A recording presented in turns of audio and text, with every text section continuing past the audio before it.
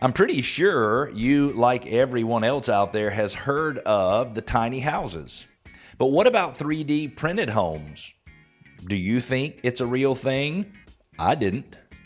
Would you consider living in one if it were a real thing? And what's the future for 3D printed homes if they are indeed a reality? Brian and Alpharetta submitted a question, or a comment and a question. I saw a program on national TV last week that was about 3D printed homes. Really? I've never heard of such a thing. Is that real? And the answer is yes. Back in 2019, the first permitted 3D printed home in the country was built. When you hear 3D printed home, you may envision a far-fetched futuristic concept, but it's quickly becoming a reality and may be a major advancement in creating affordable homes for underserved communities.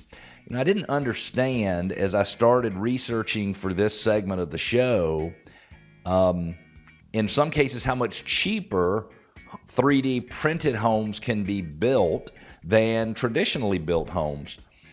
And I think I think it's going to provide some great potential for helping us, if we can make this work, helping us build a lot of the inventory that we need. The first permitted 3D printed home was just 350 square feet and was located in Austin, Texas, for those of you familiar with that area. The printer used for the home, the Vulcan, is designed with common constraints in mind for places such as Haiti, rural El Salvador, easy for me to say, with unpredictable power, little technical assistance, and potable water not even guaranteed. The CEO of Vulcan says, "We feel it's our responsibility to challenge traditional methods of construction and work toward ending homelessness." Now, that's something I believe we can all get behind. 3D printing for homes offers advantages that may not be available in conventional construction methods. They offer nearly zero waste, and that's a big deal. If you've ever been on a construction site where a new house is being built, there is waste and trash and debris. And just take the wasted lumber, the ends of the 2x4s and the 2x6s and the plywood that get cut off, not used in the house, and then ultimately thrown away.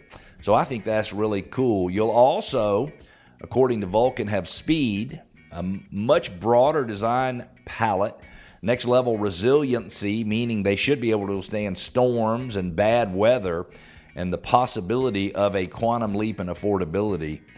This isn't really 10% better. It's really 10 times better, estimated by Vulcan. The Austin home was printed in less than 48 hours.